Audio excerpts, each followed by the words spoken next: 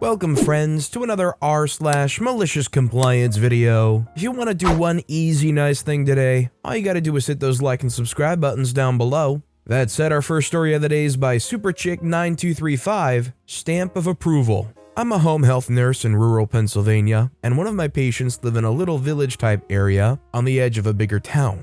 There's no parking for his apartment below a shop, and there's no street parking, but there is the little village post office right across the road. So I've been parking there. The post office parking lot can probably hold at least 20 cars, although there ever seems to be a max of 2 people inside there at a time. Last week, as my nurse practitioner and I were leaving this guy's house, a postal worker popped her head out of the door and asked if we were there to buy stamps. We said no, and she said we can't park there if we weren't buying stamps. Cue malicious compliance. I went out to that person's house today, went inside the post office, and bought one single 58-cent stamp. Then I went across the road and saw my patient. I'm pretty sure it was the same clerk from last week, and I'm fairly certain she recognized me as she asked, "Just one single stamp?" Yep. Today I learned that you can still buy 1-cent stamps. Next time OP goes there, I'm sure they're gonna try to buy just a 1-cent stamp. If you had to park somewhere and there was no public parking, so you had to spend 58 cents every time to buy a postage stamp to get parking here, would that be worth it?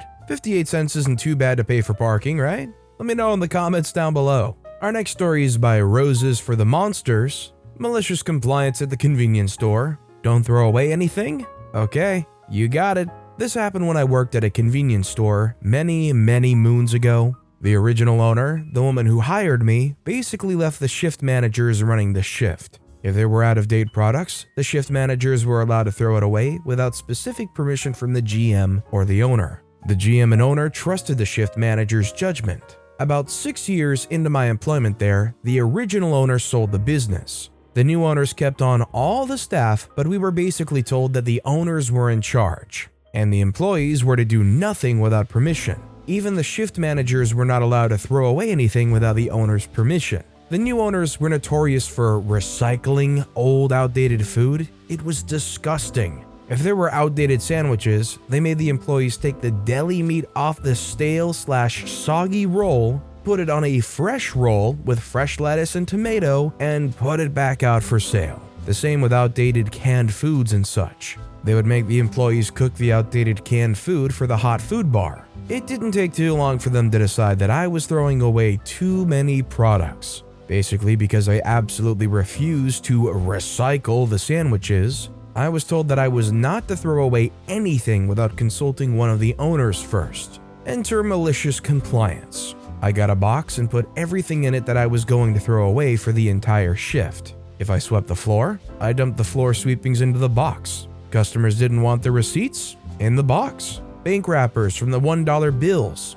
In the box. Remnants from my dinner? In the box. Every last paper towel I used to wipe down the counters. If I was choosing a piece of gum? Yeah, you guessed it. Everything went in the box. After the first night of doing that, I was told not to do it again. I kept right on doing it. After about a week, the owner threw away my box, gave me a specific list of things I wasn't allowed to throw away, and told me to stop being a smart butt if I intended to keep my job. I didn't work for them for long. They were selling illegal products that could have resulted in the staff getting arrested. Before I quit, I did get the chance to tell the owner that she needed to stop being an expletive toward everyone, and that she and her husband needed to quit being shady. I mean, I don't blame OP for getting out of there, but do you guys kind of judge OP for not reporting the practices that are going on here to some kind of body? There's gotta be some kind of greater corporate chain or owner or food and safety regulators that they could report this to, right? Are you guys as baffled as I am that OP didn't call the health department? Our next story is by Filigree's Daddy, How to Kill Boredom in the Workplace. During my time in the Navy, I absolutely hated getting posted ashore. The shore posting I got sent to was a workshop on the base that had too many people and not enough work. On my second posting there, they had got rid of most of the useless people, but there was still too many people with not enough work. I got assigned to one of the subsections where, for the most part, we got left alone as long as the work was done. So that was cool. About 2 months in at our after-lunch muster, the only way they could keep track of all of us was to have us muster several times a day to micromanage us. The 2IC for the SEG, a petty officer we'll call T, says that too many people are either going to lunch too early or coming back too late. Your break times are listed, you must follow them to the letter. 2 days later, 10:00 comes around, time for stand easy. The guys I work with usually just had our short break in our workshop as we got left alone out there. 10:02, a new seaman to the unit comes in and says to me,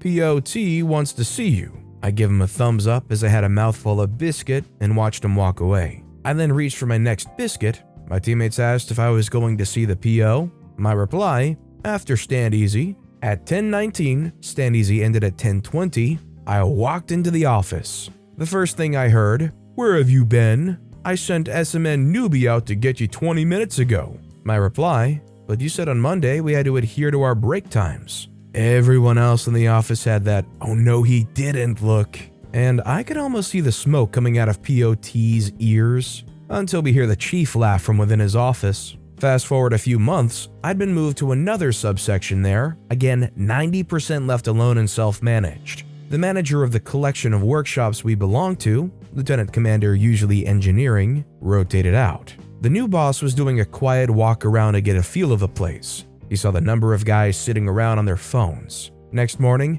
new directive from upstairs, anyone on their phone during working hours will be disciplined. When the boss walked around the next week, he looked into my little space, 3 of us sitting there reading books. Our chief comes down 10 minutes later, "The boss wants you to be doing work, not reading books." The next time the boss came through, we are all in exactly the same positions. This time we're reading service manuals. When he asked, "Why aren't you working?" my reply was simple. "We've done everything there is for us to do today, sir. Now we're using the rest of our day to build our knowledge on how to do our jobs better." A.B. Smith here is refreshing his knowledge of refueling at sea. A.B. Martin's learning about the new paint scheme we're starting to use, and I'm looking through the pay and conditions manual to find out if the workshop out the back that I used to work in gets hot enough to qualify for heat allowance to be paid. Needless to say, the boss stormed off muttering. The next day, the chief informed us that as long as we had our work done and were being quiet and discreet, we could do whatever the heck we wanted.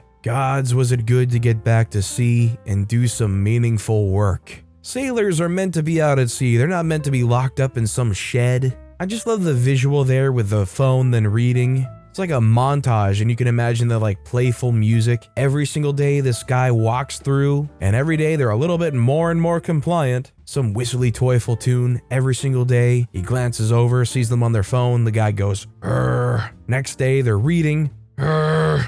Our next story is by Dav2310675. Don't bother you with admin work? Okay.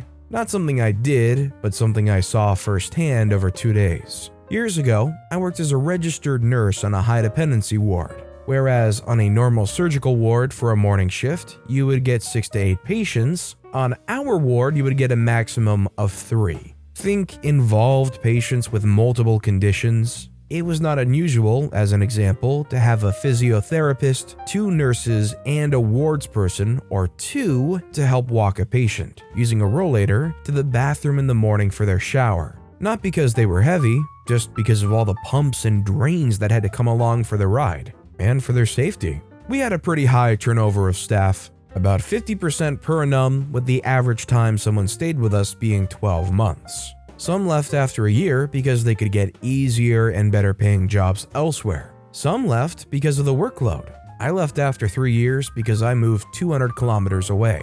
But 2 people were constant on our ward. One was our wards persons, not the object of the story, and the other was our ward clerk, Sue.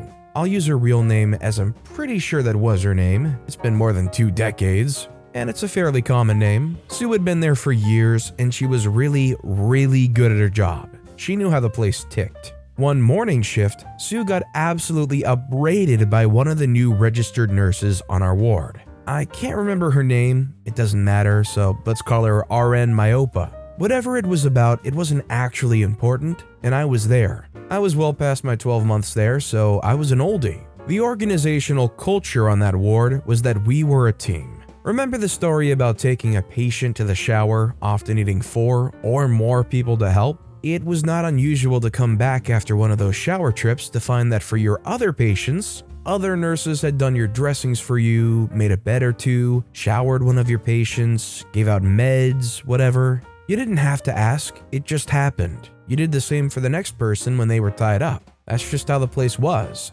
Best ward ever. That team approach extended to the wardies and the admin team. They did their work so you could concentrate on yours. You looked after them, and they looked after you. And correct me if I'm wrong, but the admin officer on a ward can wield power. You may not think it, but they can. Anyway, Sue got roasted over something that didn't matter, and RN Myopia finished off with the words along the effect of, "You just concentrate on doing your admin job and I'll do my job as a nurse." Mistake. Such a big mistake. Those of us who have been there for a while on that day took a mental note. Sue would not let this one slide.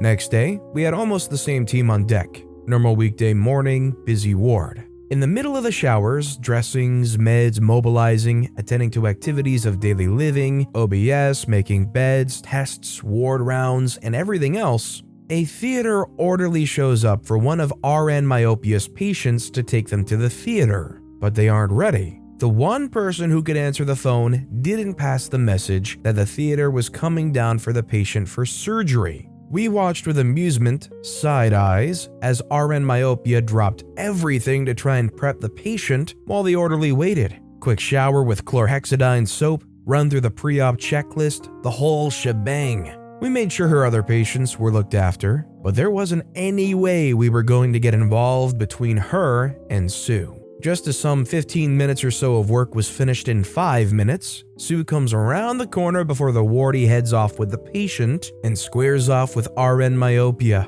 beautifully timed, and says, "Oh, RN Myopia, theater have called for your patient. I was going to come and let you know earlier, but I got caught up with my admin work. I see they're here, so I'll leave it to you." Didn't wait for an answer or a reply, just spins on her heels and goes back to her desk and phone around the corner. It was beautiful. RN Myopia didn't last much longer, but Sue did until that ward was closed a few years later. I still miss that ward and the people after 24 years. Honestly, this sounds like a fantastic place, just like one of the most supportive places you could work at. This next story is from Vivid Efficiency 7347. 7 British pounds for Wi-Fi? No thanks. So I'm currently staying in a hotel, isolating for the foreseeable future. This hotel advertised free Wi-Fi, and since it was a last-minute booking, I didn't see the small print, only in public areas. Now I obviously can't hang out in the public areas. My alternative, pay 7 British pounds per day per device for Wi-Fi. Now the way this Wi-Fi system's been set up is to allow you 20 minutes of unpaid Wi-Fi to tempt you into giving in. This time I was looking out for the small print, and almost blending into the background is a small, "Not you?" box. So now every 20 minutes, I re-sign up for the Wi-Fi service. So far, some of my favorites I've been Mrs. John Smith, Mr. Jane Doe, Miss Peter Parker, Dr. People Person, Miss Fake Name, Dr. Strange Steven. The best thing about it doesn't even check the email you give. So I've happily been signing up the MP emails of Boris Johnson, etc., and happily clicking to receive promotional content. I mean, hey, when you're isolating, you need anything that can entertain you a little bit, and being able to put in that you're Fred Flintstone on the Wi-Fi for 20 minutes of free Wi-Fi, honestly, it's a little bit entertaining. And our final story of the day is by Traveling Becca 916. Don't want to share? Okay, it'll cost you almost $5,000. I work at a school for students with intellectual and development disabilities. I supervise the therapy department. Many of the OTs enjoy working on pre-vocational and vocational training tasks with our students. Approximately 3 years ago, we started a transition program to help prepare our students for life after school. During creating this program, we hired an educator as the program lead, and she purchased a lot of items to stock her classroom. This school year, the program lead had to cover and teach in a classroom due to the lack of a teacher. The room with all the training items has sat empty, many of the items not even opened. The OTs requested to use this equipment for their students. The transition program lead threw a fit, told the principal she refuses to share the items. The principal's backing her up and told me to have the OTs make a list and she'll order whatever they want.